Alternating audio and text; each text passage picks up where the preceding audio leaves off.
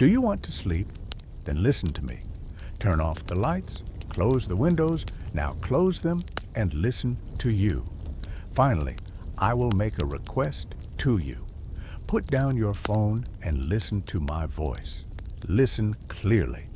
I will now tell you a story that will make you sleepy. Close your eyes and listen carefully to my words.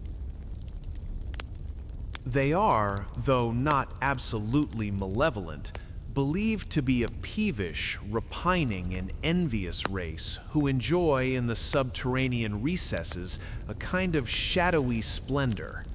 The Highlanders are at all times unwilling to speak of them, but especially on Friday, when their influence is supposed to be particularly extensive. As they are supposed to be invisibly present, they are at all times to be spoken of with respect. The fairies of Scotland are represented as a diminutive race of beings, of a mixed or rather dubious nature, capricious in their dispositions and mischievous in their resentment. They inhabit the interior of green hills, chiefly those of a conical form, in Gaelic termed Sìth, on which they lead their dances by moonlight, impressing upon the surface the marks of circles, which sometimes appear yellow and blasted, sometimes of a deep green hue, and within which it is dangerous to sleep or to be found after sunset.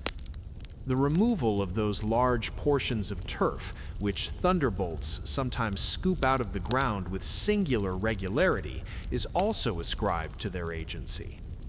Cattle, which are suddenly seized with the cramp or some similar disorder, are said to be elf-shot, and the approved cure is to chafe the parts affected with a blue bonnet, which, it may be readily believed, often restores the circulation. The triangular flints frequently found in Scotland, with which the ancient inhabitants probably barbed their shafts, are supposed to be the weapons of fairy resentment, and are termed elf arrowheads. The rude brazen battle axes of the ancients, commonly called celts, are also ascribed to their manufacture. But like the Gothic dwergar, their skill is not confined to the fabrication of arms, for they are heard sedulously hammering in linns, precipices, in rocky or cavernous situations, where, like the dwarves of the mines mentioned by George Agricola, they busy themselves in imitating the actions and the various employments of men. The Brook of Beaumont, for example, which passes in its course by numerous linns and caverns, is notorious for being haunted by the fairies, and the perforated and rounded stones which are formed by trituration in its channels are termed by the vulgar fairy cups and dishes. A beautiful reason is assigned by Fletcher for the fays frequenting streams and fountains. He tells us of a virtuous well, about which flowery banks the nimble-footed fairies dance their rounds, by the pale moonshine, dipping oftentimes their stolen children, so to make them free from dying flesh and dull mortality. It is sometimes accounted unlucky to pass such places without performing some ceremony to avert the displeasure of the elves. There is upon the top of Minchmore, a mountain in Peebshire, a spring called the Cheese Well, because anciently those who passed that way were wont to throw into it a piece of cheese as an offering to the fairies, to whom it was consecrated. Like the felled elfin of the Saxons, the usual dress of the fairies is green, though on the moors they have sometimes been observed in heath brown, or in weeds dyed with the stone raw or lichen. They often ride an invisible procession, when their presence is discovered by the shrill ringing of their bridles. On these occasions, they sometimes borrow mortal steeds, and when such are found in mourning, panting and fatigued in their stalls, with their manes and tails disheveled and entangled, the grooms, I presume, often find this a convenient excuse for their situation, as the common belief of the elves quaffing the choicest liquors in the cellars of the rich might occasionally cloak the delinquencies of an unfaithful butler. There was once a woman who lived in the Camp Del More of Strathavon, whose cattle were seized with a murrain or some such fell disease which ravaged the neighborhood at the time, carrying off great numbers of them daily. All the forlorn fires and hallowed waters failed of their customary effects, and she was at length told by the wise people whom she consulted on the occasion that it was evidently the effect of some infernal agency, the power of which could not be destroyed by any other means than the never-failing specific, the juice of a dead head from the churchyard, a nostrum certainly very difficult to be procured, considering that the head must needs be abstracted from the grave at the hour of midnight. Being, however, a woman of a stout heart and strong faith, native feelings of delicacy towards the sanctuary of the dead had more weight than had fear in restraining her for some time from resorting to this desperate remedy. At length, seeing that her stock would soon be annihilated by the destructive career of the disease, the wife of Camp Delmore resolved to put the experiment in practice, whatever the result might be. Accordingly, having with considerable difficulty engaged a neighboring woman as her companion in this hazardous expedition, they set out a little before midnight for the parish churchyard, distant about 1.5 miles from her residence, to execute her determination. On arriving at the churchyard, her companion, whose courage was not so notable, appalled by the gloomy prospect before her, refused to enter among the habitations of the dead. She, however, agreed to remain at the gate till her friend's business was accomplished. This circumstance, however, did not stagger the wife's resolution. She, with the greatest coolness and intrepidity, proceeded towards what she supposed an old grave, took down her spade, and commenced her operations. After a good deal of toil, she arrived at the object of her labor.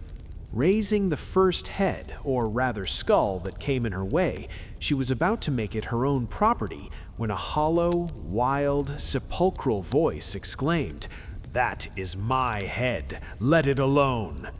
Not wishing to dispute the claimant's title to this head, and supposing she could be otherwise provided, she very good-naturedly returned it and took up another. "That is my father's head," bellowed the same voice. Wishing, if possible, to avoid disputes, the wife of Camp Delmore took up another head, when the same voice instantly started a claim to it as his grandfather's head. "Well," replied the wife, nettled at her disappointments, "although it were your grandmother's head, you shan't get it till I'm done with it." "What do you say, you limmer?" says the ghost, starting up in his awry habiliments. "What do you say, you limmer?" repeated he in a great rage. "By the great oath, you had better leave my grandfather's head." Upon matters coming this length, the wily wife of Camp Delmore thought it proper to assume a more conciliatory aspect. Telling the claimant the whole particulars of the predicament in which she was placed, she promised faithfully that if his honor would only allow her to carry off his grandfather's skull or head in a peaceable manner, she would restore it again when done. Here, after some communing, they came to an understanding, and she was allowed to take the head along with her on condition that she should restore it before cock-crowing under the heaviest penalties. On coming out of the churchyard and looking for her companion, she had the mortification to find her without a mouthful of breath in her body. For, on hearing the dispute between her friend and the guardian of the grave, and suspecting much that she was likely to share the unpleasant punishments with which he threatened her friend, at the bare recital of them, she fell down in a faint, from which it was no easy matter to recover her. This proved no small inconvenience to Camp Delmore's wife, as there were not above 2 hours to elapse ere she had to return the head according to the terms of her agreement. Taking her friend upon her back, she carried her up a steep acclivity to the nearest adjoining house, where she left her for the night, then repaired home with the utmost speed, made debris of the head ere the appointed time had expired, restored the skull to its guardian, and placed the grave in its former condition. It is needless to add that as a reward for her exemplary courage, the brie had its desired effect. The cattle speedily recovered, and so long as she retained any of it, all sorts of diseases were of short duration. The fairies, besides their equestrian processions, are addicted, it would seem, to the pleasures of the chase. A young sailor, traveling by night from Douglas in the Isle of Man to visit his sister residing in Kirkmerlew, heard a noise of horses, the holloa of a huntsman, and the sound of a horn. Immediately afterwards, 13 horsemen, dressed in green and gallantly mounted, swept past him. Jack was so much delighted with the sport that he followed them and enjoyed the sound of the horn for some miles, and it was not till he arrived at his sister's house that he learned the danger which he had incurred. I must not omit to mention that these little personages are expert jockeys and scorn to ride the little Manx ponies, though apparently well suited to their size. The exercise, therefore, falls heavily upon the English and Irish horses brought into the Isle of Man. Mr. Waldron was assured by a gentleman of Ballyfletcher that he had lost 3 or 4 capital hunters by these nocturnal excursions. From the same author, we learn that the fairies sometimes take more legitimate modes of procuring horses. A person of the utmost integrity informed him that having occasion to sell a horse, he was accosted among the mountains by a little gentleman plainly dressed, who priced his horse, cheapened him, and after some chaffering, finally purchased him. No sooner had the buyer mounted and paid the price than he sank through the earth, horse and man, to the astonishment and terror of the seller, who experienced, however, no inconvenience from dealing with so extraordinary a purchaser. This is a freakish spirit who delights rather to perplex and frighten mankind than either to serve or seriously hurt them. The esprit follet of the French, Shakespeare's Puck or Robin Goodfellow, and Shellycoat, a spirit who resides in the waters and has given his name to many a rock and stone on the Scottish coast, belong to the class of bogles. One of Shellycoat's pranks is thus narrated. 2 men in a very dark night, approaching the banks of the Ettrick, heard a doleful voice from its waves repeatedly exclaim, "Lost! Lost!" They followed the sound, which seemed to be the voice of a drowning person, and to their astonishment found that it ascended the river. Still they continued to follow the cry of the malicious sprite, and arriving before dawn at the very sources of the river, the voice was now heard descending the opposite side of the mountain in which they arise. The fatigued and deluded travelers now relinquished the pursuit, and had no sooner done so than they heard Shellycoat applauding in loud bursts of laughter his successful roguery. These are a sort of water spirits who inveigle women and children into the recesses which they inhabit beneath lakes and rivers by floating past them on the surface of the water in the shape of gold rings or cups. The women thus seized are employed as nurses and after 7 years are permitted to revisit Earth. Gervase mentions one woman in particular who had been allured by observing a wooden dish or cup float by her while she was washing clothes in the river. Being seized as soon as she reached the depths, she was conducted into one of the subterranean recesses, which she described as very magnificent, and employed as nurse to one of the brood of the hag who had allured her. During her residence in this capacity, having accidentally touched one of her eyes with an ointment of serpent's grease, she perceived, at her return to the world, that she had acquired the faculty of seeing the dracae when they intermingle themselves with men. Of this power she was, however, deprived by the touch of her ghostly mistress, whom she had one day incautiously addressed. It is a curious fact that this story, in almost all its parts, is current in both the Highlands and Lowlands of Scotland, with no other variation than the substitution of fairies for dracae and the cavern of a hill for that of a river. Indeed, many of the vulgar account it extremely dangerous to touch anything which they may happen to find without seining it, the snares of the enemy being notorious and well attested. A pool woman of Teviotdale, having been fortunate enough, as she thought herself, to find a wooden beetle at the very time when she needed such an implement, seized it without pronouncing a proper blessing, and carrying it home, laid it above her bed to be ready for employment in the morning. At midnight, the window of her cottage opened, and a loud voice was heard calling up someone within by a strange and uncouth name. The terrified cottager ejaculated a prayer, which we may suppose ensured her personal safety, while the enchanted implement of housewifery, tumbling from the bedstead, departed by the window with no small noise and precipitation. In a humorous fugitive tract, Dr. Johnson has been introduced as disputing the authenticity of an apparition merely because the spirit assumed the shape of a teapot and a shoulder of mutton. No doubt, a case so much in point as that we have now quoted would have removed his incredulity. About 15 years since, having business that detained me for some time at Leith, which is near Edinburgh, in the Kingdom of Scotland, I often met some of my acquaintance at a certain house there, where we used to drink a glass of wine for our refection. The woman which kept the house was of honest reputation among the neighbors, which made me give the more attention to what she told me one day about a fairy boy, as they called him, who lived about that town. She had given me so strange an account of him that I desired her I might see him the first opportunity, which she promised.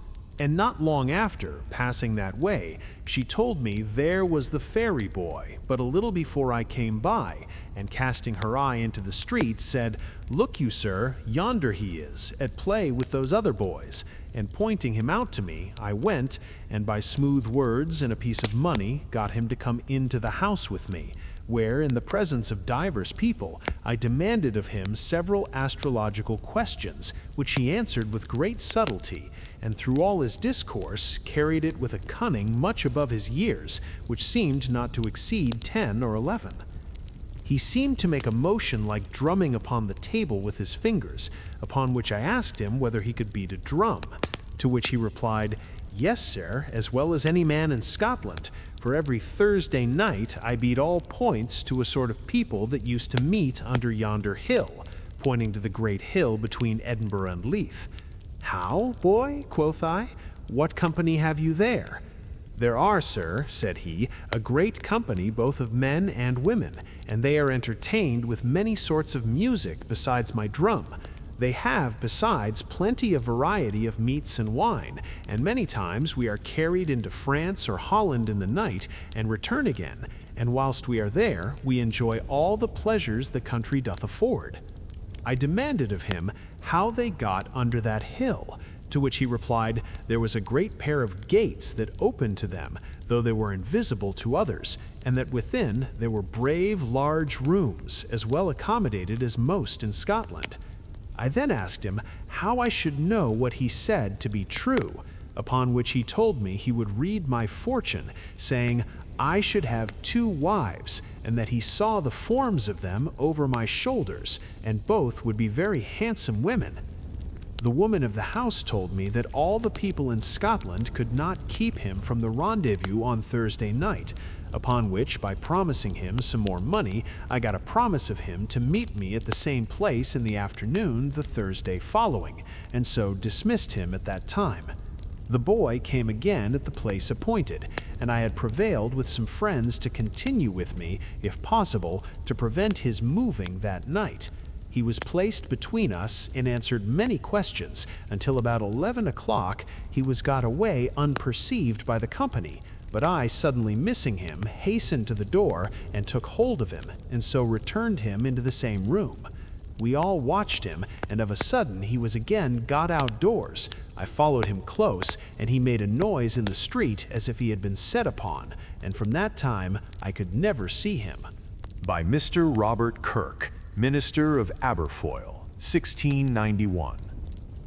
The Sìths, or Fairies, they call Slua Myth, or the good people.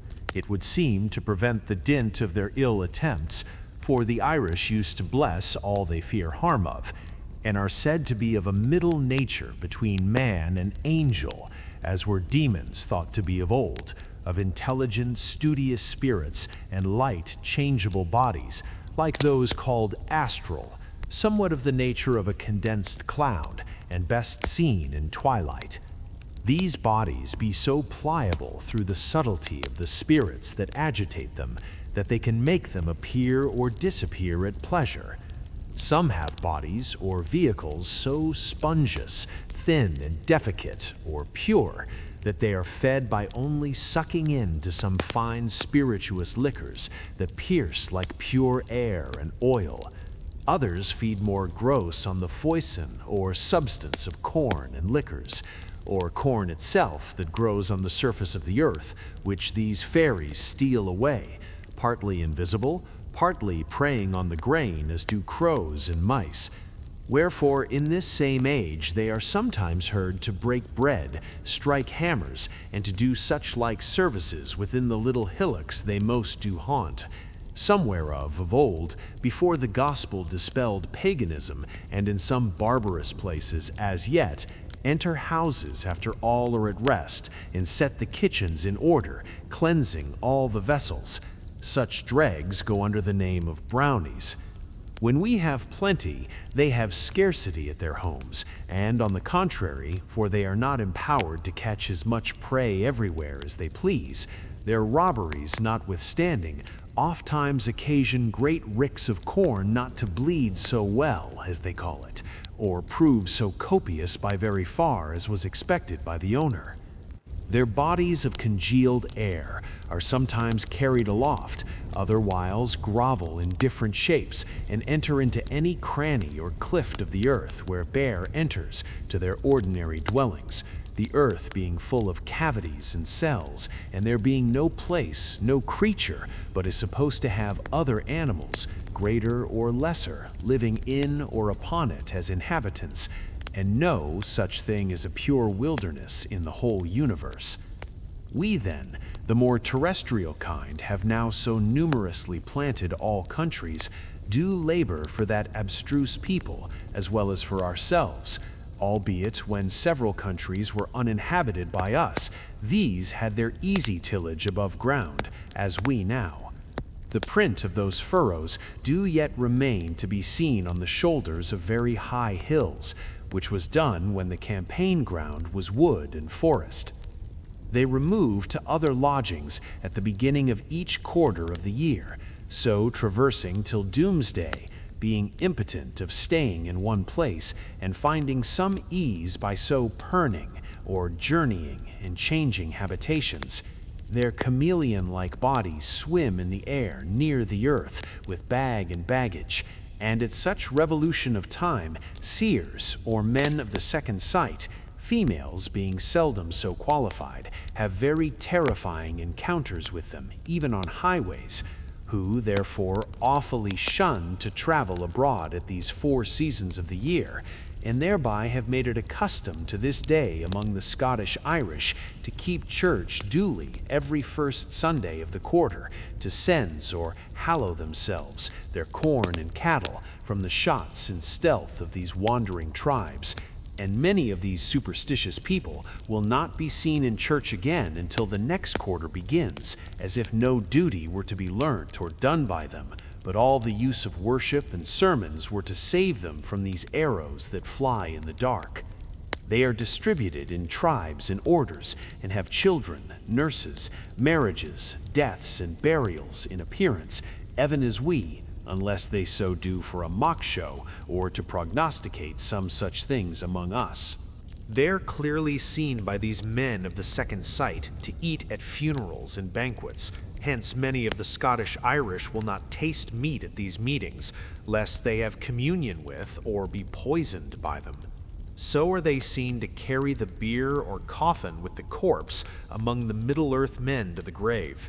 Some men of that exalted sight, whether by art or nature, have told me they have seen at these meetings a double man, or the shape of some man in 2 places, that is, a superterranean and a subterranean inhabitant, perfectly resembling one another in all points, whom he, notwithstanding, could easily distinguish one from another by some secret tokens and operations, and so go and speak to the man his neighbor and familiar, passing by the apparition or resemblance of him. They avouch that every element in different state of being has animals resembling those of another element, as there be fishes sometimes at sea resembling monks of late order in all their hoods and dresses, so as the Roman invention of good and bad demons and guardian angels particularly assigned is called by them an ignorant mistake, sprung only from this original. They call this reflex man a co-walker, every way like the man as a twin brother and companion, haunting him as his shadow, as is oft seen and known among men, resembling the original, both before and after the original is dead, and was often seen of old to enter a house by which the people knew that the person of that likeness was to visit them within a few days. This copy, echo, or living picture goes at last to his own herd. It accompanied that person so long and frequently for ends best known to itself, whether to guard him from the secret assaults of some of its own folk, or only as a sportful ape to counterfeit all his actions. However, the stories of old witches prove beyond contradiction that all sorts of people, spirits which assume light, airy bodies, or crazed bodies coacted by foreign spirits, seem to have some pleasure, at least to assuage some pain or melancholy, by frisking and capering like satyrs, or whistling and screeching like unlucky birds in their unhallowed synagogues and Sabbaths. If invited and earnestly required, these companions make themselves known and familiar to men. Otherwise, being in a different state and element, they neither can nor will easily converse with them. They avouch that a helio, or great eater, has a voracious elve to be his attender, called a joint eater or just halver, feeding on the pith and quintessence of what the man eats, and that, therefore, he continues lean like a hawk or heron, notwithstanding his devouring appetite, yet it would seem they convey that substance elsewhere, for these subterraneans eat but little in their dwellings, their food being exactly clean and served up by pleasant children like enchanted puppets. Their houses are called large and fair, and unless at some odd occasions, unperceivable by vulgar eyes, like Rackland and other enchanted islands, having fir lights, continual lamps and fires, often seen without fuel to sustain them. Women are yet alive who tell they were taken away when in childbed to nurse fairy children, a lingering, voracious image of them being left in their place, like their reflection in a mirror, which, as if it were some insatiable spirit in an assumed body, made first semblance to devour the meats that it cunningly carried by, and then left the carcass as if it expired and departed thence by a natural and common death. The child and fire, with food and all other necessities, are set before the nurse how soon she enters, but she neither perceives any passage out, nor sees what those people do in other rooms of the lodging. When the child is weaned, the nurse dies, or is conveyed back, or gets it to her choice to stay there. But if any superterraneans be so subtle as to practice sleights for procuring the privacy to any of their mysteries, such as making use of their ointments, which, as Gyges ring, make them invisible or nimble, or cast them in a trance, or alter their shape, or make things appear at a vast distance, etc., they smite them without pain, as with a puff of wind, and bereave them of both the natural and acquired sights in the twinkling of an eye, both these sights, when once they come, being in the same organ and inseparable, or they strike them dumb. The Tramontines to this day place bread, the Bible, or a piece of iron to save their women at such times from being thus stolen, and they commonly report that all uncouth, unknown wights are terrified by nothing earthly so much as cold iron.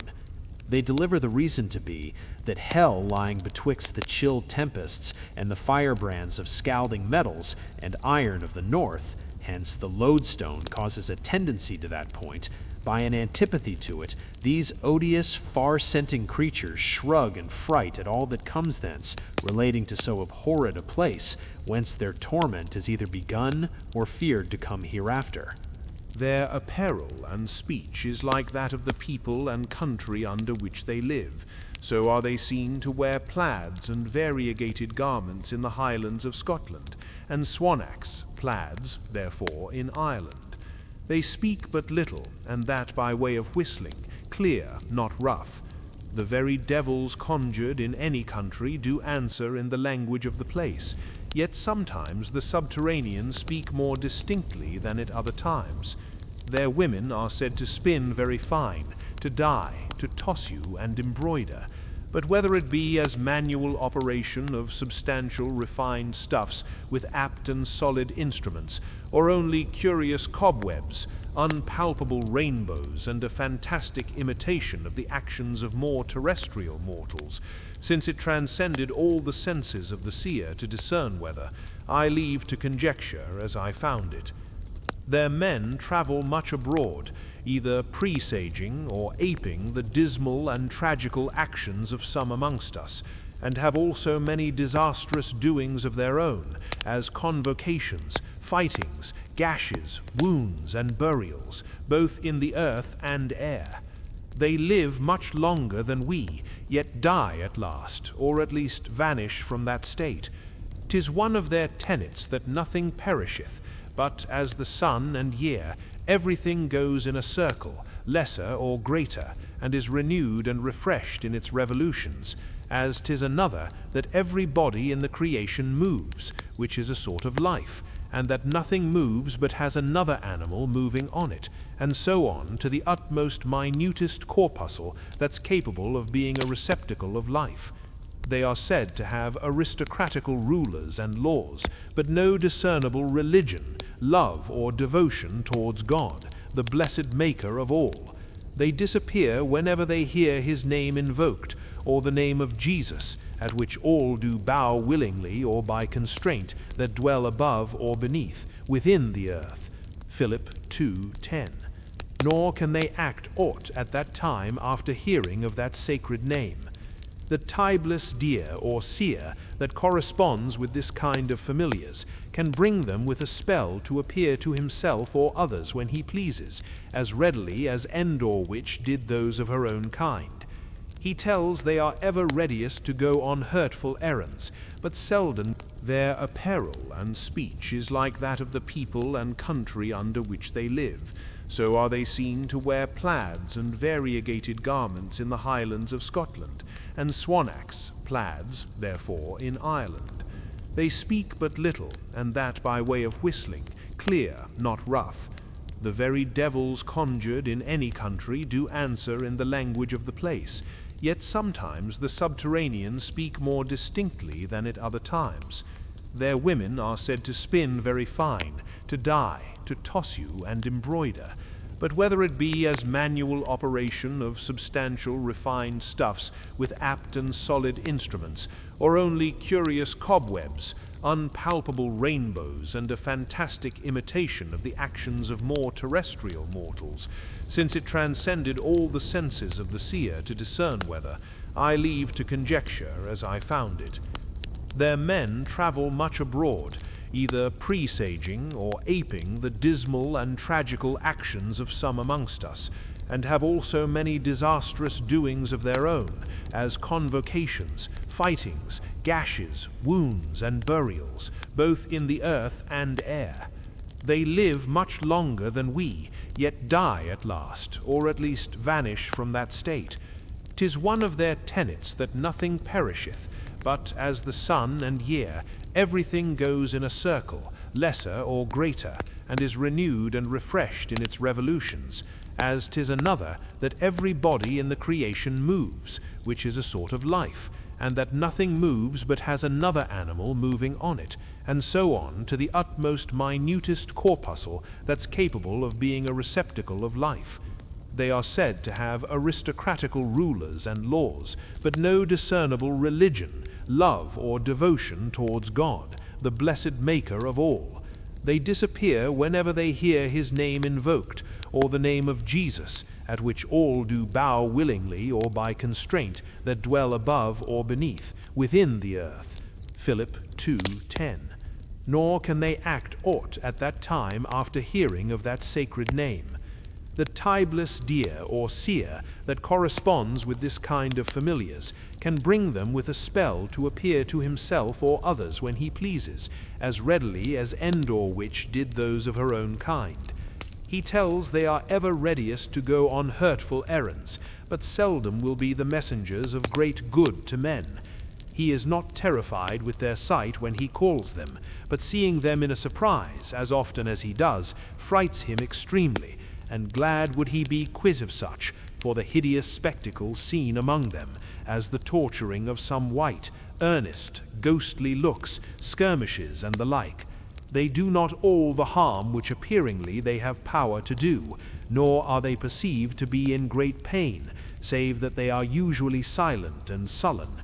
They are said to have many pleasant toyish books, but the operation of these pieces only appears in some paroxysms of antic, corybantic jollity, as if ravished and prompted by a new spirit entering into them at that instant, lighter and merrier than their own. Other books they have of involved, abstruse sense, much like the Rosicrucian style.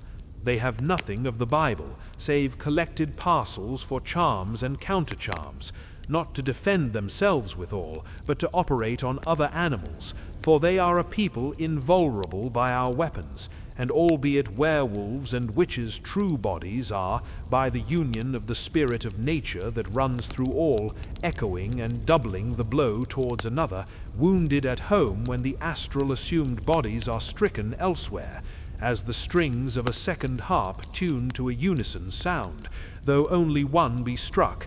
Yet these people have not a second or so gross a body at all to be so pierced, but as air which when divided unites again, or if they feel pain by a blow, they are better physicians than we, and quickly cure. They are not subject to sore sicknesses, but dwindle and decay at a certain period, all about an age. Some say their continual sadness is because of their pendulous state, like those men, Luke 13:2-6, as uncertain what at the last revolution will become of them, when they are locked up into an unchangeable condition, and if they have any frolic fits of mirth, 'tis as the constrained grinning of a mort-head, or rather as acted on a stage, and moved by another, than cordially coming of themselves. But other men of the second sight, being illiterate and unwary in their observations, learn from these, one averring those subterranean people to be departed souls, attending a while in this inferior state, and clothed with bodies procured through their alms deeds in this life, fluid, active, ethereal vehicles to hold them, that they may not scatter, nor wander and be lost in the totem, or their first nothing. But if any were so impious as to have given no alms, they say when the souls of such do depart, they sleep in an inactive state till they resume the terrestrial bodies again. Others that what the low country Scotch call a wraith, and the Irish tybshire, or death's messenger, appearing sometimes as a little rough dog, and if crossed and conjured in time, will be pacified by the death of any other creature instead of the sick man, is only exuvious fumes of the man approaching death, exhaled and congealed into a various likeness, as ships and armies are sometimes shaped in the air, and are called astral bodies, agitated like wildfire with wind, and are neither souls nor counterfeiting spirits. Yet not a few avouch, as is said, that surely these are a numerous people by themselves, having their own politics, which diversities of judgment may occasion several inconsonances in this rehearsal, after the narrowest scrutiny made about it. Their weapons are most solid earthly bodies, nothing of iron, but much of stone, like to yellow soft flint spar, shaped like a barbed arrowhead, but flung like a dart with great force. These arms, cut by art and tools, it seems, beyond human, have somewhat of the nature of thunderbolt subtlety, and mortally wounding the vital parts without breaking the skin, of which wounds I have observed in beasts and felt them with my hands. They are not as infallible Benjamites, hitting at a hair's breadth, nor are they wholly unvanquishable, at least in appearance. The men of the second sight do not discover strange things when asked, but at fits and raptures, as if inspired with some genius at that instant, which before did work in or about them. Thus I have frequently spoken to one of them, who in his transport told me he cut the body of one of those people in two with his iron weapon, and so escaped this onset. Yet he saw nothing left behind of that appearing divided. At other times he outrested or wrestled some of them. His neighbors often perceived this man to disappear at a certain place, and about an hour after to become visible and discover himself near a bow shot from the first place. It was in that place where he became invisible, said he, that the subterraneans did encounter and combat with him. Those who are unsooned or unsanctified, called Fae, are said to be pierced or wounded by those people's weapons, which makes them do somewhat very unlike their former practice, causing a sudden alteration, yet the cause thereof unperceivable at present. Nor have they power, either they cannot make use of their natural powers, or ask not the heavenly aid, to escape the blow impendent. A man of the second sight perceived a person standing by him, sound to others' view, wholly gored in blood, and he, amazed like, bid him instantly flee. The whole man laughed at his airt, or warning, since there was no appearance of danger. He had scarce contracted his lips from laughter, when unexpectedly his enemies leapt in at his side, and stabbed him with their weapons. They also pierce cows or other animals, usually said to be elf-shot, whose purest substance, if they die, these subterraneans take to live on, viz. The aerial and ethereal parts, the most spirituous matter for prolonging of life, such as aqua vitae, moderately taken, is amongst liquors, leaving the terrestrial behind. The cure of such hurts is only for a man to find out the whole with his finger, as if the spirits flowing from a man's warm hand were antidote sufficient against their poisoned darts. As birds, as beasts, whose bodies are much used to the change of the free and open air, foresee storms, so those invisible people are more sagacious to understand by the books of nature things to come than we, who are pestered with the grossest dregs of all elementary mixtures, and have our purer spirits choked by them. The deer scents out a man and powder, though a late invention, at a great distance, a hungry hunter bread, and the raven a carrion. Their brains, being long clarified by the high and subtle air, will observe a very small change in a trice. Thus a man of the second sight, perceiving the operations of these forecasting invisible people among us, indulged through a stupendous providence to give warnings of some remarkable events, either in the air, earth, or waters, told he saw a wanding shroud creeping on a walking healthful person's leg till it came to the knee, and afterwards it came up to the middle, then to the shoulders, and at last over the head, which was visible to no other person. And by observing the spaces of time betwixt the several stages, he easily guessed how long the man was to live who wore the shroud, for when it approached the head, he told that such a person was ripe for the grave.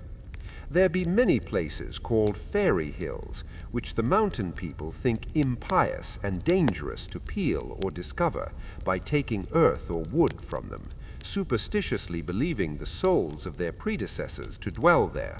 And for that end, say they, a mole or mound was dedicate beside every churchyard to receive the souls till their adjacent bodies arise, and so became as a fairy hill, they using bodies of air when called abroad. They also affirm those creatures that move invisibly in a house and cast huge great stones, but do not much hurt, because counterworked by some more courteous and charitable spirits that are everywhere ready to defend men, see Daniel chapter 10, verse 13, to be souls that have not attained their rest through a vehement desire of revealing a murder or notable injury done or received, or a treasure that was forgot in their lifetime on earth, which, when disclosed to a conjurer alone, the ghost quite removes. In the next country to that of my former residence, about the year 1676, when there was some scarcity of grain, a marvelous illats in vision strongly struck the imagination of two women in one night, living at a good distance from one another, about a treasure hid in a hill called Sìth Bruthuk, or Fairy Hill. The appearance of the treasure was first represented to the fancy, and then an audible voice named the place where it was to their awaking senses, whereupon both rose, and meeting accidentally at the place, discovered their design, and jointly digging, found a vessel as large as a Scottish peck, full of small pieces of good money, of ancient coin, and having betwixt them, they sold in dishfuls for dishfuls of meal to the country people. Very many of undoubted credit saw and had of the coin to this day, but whether it was a good or bad angel, one of the subterranean people, or the restless soul of him who hid it, that discovered it, and to what end it was done, I leave to the examination of others. These subterraneans have controversies, doubts, disputes, feuds, and siding of parties, there being some ignorance in all creatures, and the vastest created intelligences not compassing all things. As to vice and sin, whatever their own laws be, sure, according to ours, and equity, natural, civil, and revealed, they transgress, and commit acts of injustice and sin by what is above said, as to their stealing of nurses to their children, and that other sort of Pelagianism in catching our children away, may seem to heir some estate in those invisible dominions which never return. For swearing and intemperance, they are not observed so subject to those irregularities as to envy, spite, hypocrisy, lying, and dissimulation. As our religion obliges us not to make a peremptory and curious search into these abstrusenesses, so the histories of all ages give as many plain examples of extraordinary occurrences as make a modest inquiry not contemptible. How much is written of pygmies, fairies, nymphs, sirens, apparitions, which, though not the 10th part true, yet could not spring of nothing. Even English authors relate of Berry Island in Glamorganshire, that laying your ear into a cleft of the rocks, blowing of bellows, striking of hammers, clashing of armor, filing of iron, will be heard distinctly ever since Merlin enchanted those subterranean wights to a solid manual forging of arms to Aurelius Ambrosius and his Britons until he returned, which Merlin being killed in a battle and not coming to loose the knot, these active Vulcans are there tied to a perpetual labor.